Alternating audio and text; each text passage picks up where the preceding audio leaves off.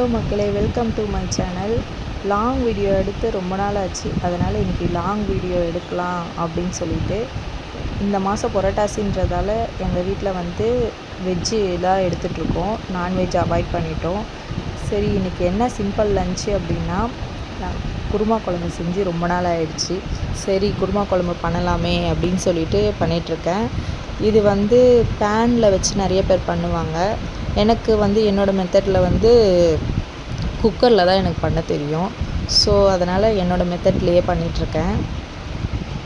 First எண்ணெய் ஊற்றி கடுகு போட்டு தக்காளி வெங்காயம் நல்லா போட்டு வதக்கிட்டுருக்கேன்.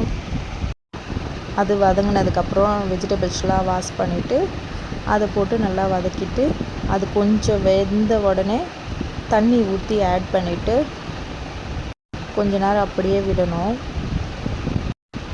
நல்லா வெந்துட்டுருக்கு அது. அப்புறம் தேங்காய் அரைச்சி அதில் விட்டுட்டு அப்புறம் கொஞ்சம் கிளறி விடணும்.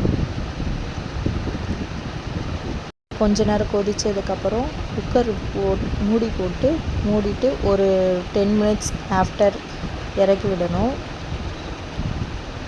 அது பண்ணுறதுக்குள்ளே கொஞ்ச நேரத்தில் அப்பளம் பொரிக்கலாம் அப்படின்னு சொல்லிட்டு அப்பளம் பொரிச்சிட்டு, இதெல்லாம் சைடிஷ் வச்சுருக்கோம் நாங்கள். அப்பளம் பொரிச்சிட்டு நெக்ஸ்ட்டு என்னென்னா, அப்புறம் ரசம் வச்சுக்கிட்டோம். எங்கள் வீட்டில் எப்போவுமே ரசம் இருந்துகிட்டே இருக்கும். எல்லாமே லன்ச் ரெடி ஆகிடுச்சு.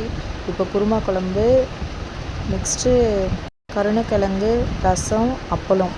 இதுதான் எங்கள் மினி லன்ச். இதோட விலாக் முடியுது. பாய்.